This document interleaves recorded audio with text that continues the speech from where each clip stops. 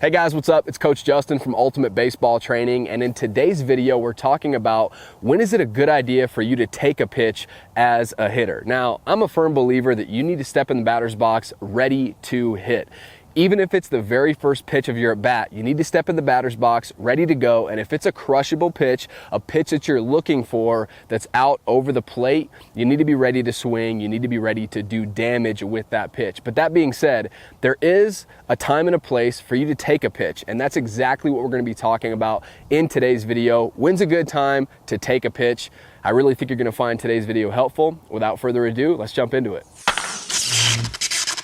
The first really good time to take a pitch is if you're due up first after a long inning out on defense, all right? So we've all been there before. Maybe your pitcher, he's struggling to find the zone. He's walking hitters. He's given up a lot of base hits, right? And for whatever reason, you're out there on defense for a long period of time. So finally, that third out is made. You hustle into the dugout, and you are due up first that inning, all right?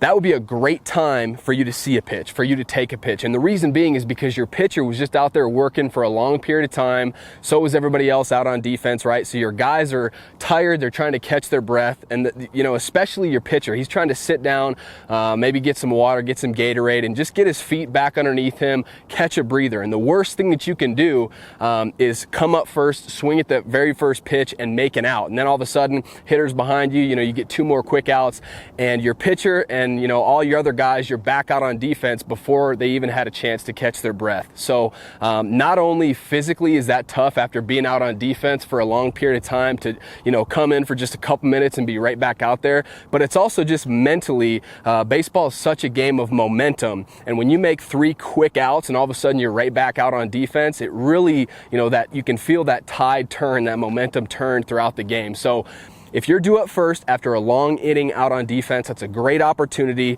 for you to take a pitch, see a pitch. Another great time for you to take a pitch is if the hitter in front of you, the hitter directly before you, if they swung at the first pitch and they made an out. The worst thing that you want to do is come up right after they swung at the first pitch, one out, and you swing at that pitch, so the second pitch, and make the second out. That's 2 outs in 2 pitches. It doesn't get much easier for the pitcher, and it doesn't get much easier for the defense, all right? So we don't want to give the other team, we don't want to give the other pitcher or the opposing team, we don't want to give them anything, just hand them over the game, right? We want to be competitive, and making 2 outs on 2 pitches is not going to be a great way, a great recipe for success to score a lot of runs and to win a lot of ball games, right? So if the hitter directly in front of you, it doesn't matter at any point throughout the game, if they come up and they swing at the first pitch, one out, it might be a good idea for you to try to work the count, at least see a pitch, so you're not making 2 outs on 2 consecutive pitches. Another smart time to take a pitch is if the pitcher has thrown several balls in a row. And I'm not talking about, he's thrown 2 balls and it's a 2-0 count. I'm not talking about taking a 2-0 fastball right over the middle of the plate. That's not what I'm saying. I'm saying maybe he's walked 2 consecutive hitters on like 8 pitches. So he hasn't thrown a strike in 8 pitches. Don't come up as that third hitter and swing at a borderline, might be a ball, might be a strike, it's borderline. Don't swing at that pitch and roll over or, hit into a double play or anything like that just because you're antsy and you're over aggressive and you really want to swing. You got to be aggressive at the plate, but when a pitcher, when he's proven time and time again that he's struggling to find the strike zone, make him work, make him prove that he can get back into the strike zone. Don't give him anything. How about this situation? Your last at bat, you swung at the first pitch and you made an out. This at bat, it might be a good idea to take a pitch, to see a pitch. Now, this is not a mandatory take situation. I'm all for being aggressive at the plate, but the problem is if you come up, let's say your first at bat and you swing at the first pitch and you make an out, and then your second at bat, you come up and again, you swing at the first pitch and you make an out. How many pitches have you seen on the day? You've got 2 at bats and you've only seen 2 pitches.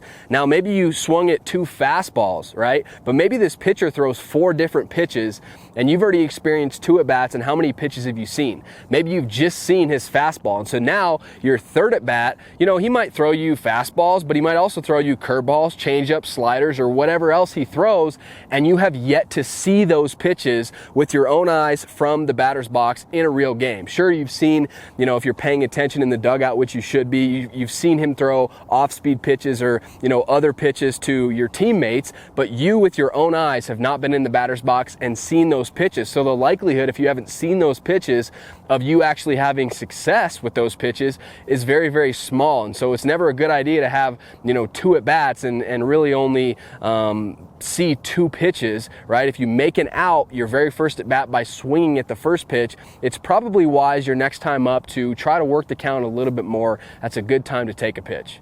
Let's go over a few more situations where it might be wise to take a pitch. One of those situations is, 2 quick outs from the hitters in front of you. Again, baseball is such a game of momentum, and you want the momentum on your side, in your dugout, not with the opposing team and in their dugout. And if you make not only 2 quick outs, but 3 quick outs because everyone's so aggressive so early, that momentum is going to quickly shift over to them. And so if the hitters in front of you made 2 really, really quick outs, it might be a good idea for, you to obviously hit a ball hard somewhere and get a base hit, but at bare minimum, at least work that count and buy yourself and your teammates and your pitcher a little bit more time. All right. Another time is when the pitcher is not showing any sort of consistent patterns with his first pitch. So he's really good. This is a guy that's really good at mixing up what he's throwing. He's giving hitters different looks. He's not starting any hitter off with the same pitch. This is not a mandatory time to take a pitch, but I would strongly suggest you take a pitch, especially if you get fooled on that first pitch. So I have no problem. In fact, I enjoy seeing hitters be aggressive early and swing it, the first pitch or 2. But if you're sitting on a fastball and all of a sudden he mixes in something that you're not ready for, and he kind of fools you, don't swing early at that pitch, all right? If he, really doesn't fall into any sort of a pattern with his first pitches, might be a good time to take a pitch. And then the last time when it's really a great idea for you to take a pitch is with those pitchers who are nibblers, right? These guys generally don't go right after hitters because generally they don't have the best velocity. And so these guys are going to try to work the corners. They're going to really try to hit spots and get you swinging at bad pitches. So nibblers, you have to make them work. You have to make them prove that they can throw strikes. You got to make them throw a pitch over the wide of the plate. You can't chase pitches and give them anything. So I think this is great information for you to have in your toolbox as part of your baseball IQ. Again, I'm a firm believer when you step in the batter's box, you're here to hit. You're not here to walk. You're not here to see pitches, but there are certain situations that call for you to take a pitch and to try to work the at-bat a little bit more than normal. That's what we've talked about in today's video. So I really I hope that this video has been helpful for you.